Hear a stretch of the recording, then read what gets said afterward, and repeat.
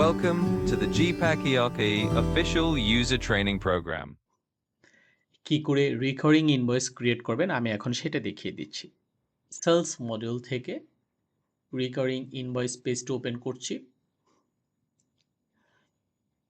Recurring বিল receivable কিছু customer থাকে অথবা অনেক প্রতিষ্ঠানের ধরনই এরকম যে প্রতি মাসে একটা নির্দিষ্ট সময়ে একটা নির্দিষ্ট অ্যামাউন্ট বিল পাঠাতে হয়। সো এই সলিউশনটা জিপ্যাক স্ট্যান্ডার্ড এডিশন খুব সুন্দর করে ম্যানেজ করেছে। সিস্টেমই প্রতি মাসের একটা নির্দিষ্ট সময়ে এসএমএস অথবা বিল পাঠাবে।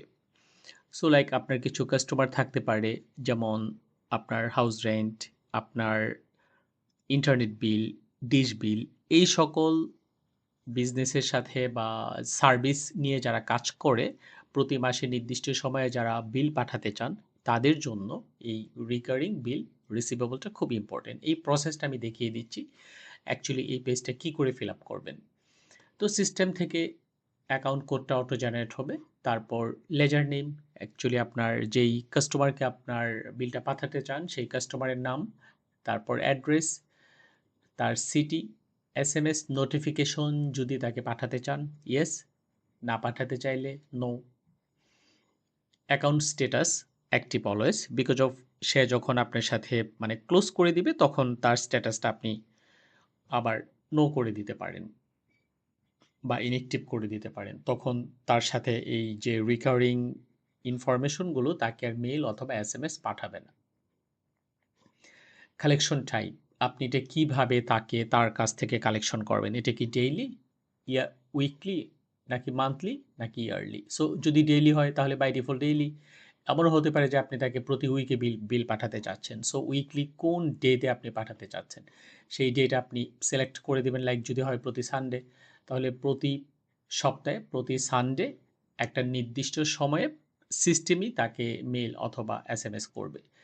এইটা যদি হয় মান্থলি, তাহলে মাসের কোন ডেতে, ধরুন প্রতি মাসের ৫ তারিখে এই কাস্টমারকে মেসেজ পাঠাবে অথবা ইমেল পাঠাবে। তাহলে এই কাস্টমারকে প্রতি মাসের ৫ তারিখে, মানে আপনাকে এখানে ৫ দিয়ে দিতে হবে।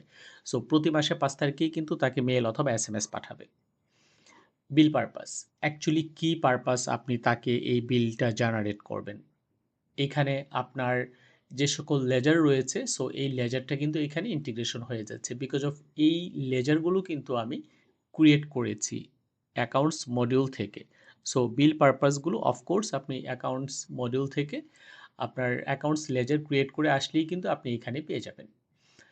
তারপর ফোন নাম্বার, অফকোর্স এখানে একটা আপনাকে ভ্যালিড ফোন নাম্বার দিতে হবে। মান্থলি অ্যামাউন্ট, সো মাসে কত টাকা করে আপনি অ্যাকচুয়ালি তাকে এই বিলটা পাঠাবেন সেই অ্যামাউন্টটা এটা। কারেন্সি টাইপ লোকাল, অথবা যদি ইন্টারন্যাশনাল ক্লায়েন্ট হয় তাহলে আপনি এখান থেকে অ্যানাদার ফরেন কারেন্সি আপনি চুজ করে নেবেন, ফরেন। মোবাইল নাম্বার, একটা ভ্যালিড মোবাইল নাম্বার দিতে হবে যে নাম্বারে আপনার এসএমএস নোটিফিকেশন যাবে। অফকোর্স একটা ভ্যালিড ইমেল অ্যাড্রেস ব্যবহার করতে হবে যেহেতু সিস্টেমই ইমেল পাঠাবে। আর ইমেল নোটিফিকেশন অফকোর্স এখানে ইয়েস থাকা লাগবে। সমস্ত ইনফরমেশনগুলো দিয়ে সেভ করে দেওয়ার সাথে সাথেই হলো নিচে আপনার ডেটা শো করবে। যখন নিচে আপনার ডেটা শো করবে তখন আপনি ধরে নেবেন যে এটা সেভ হয়ে গেছে। আশা করি আপনার এই ভিডিও হেল্পফুল হবে। তারপরে যদি কোনো কোশ্চেন্স থাকে আমাদের স্ক্রিনে দেখানো নাম্বারে যোগাযোগ করতে পারেন অথবা আমাদের সাপোর্টে মেল করতে পারেন।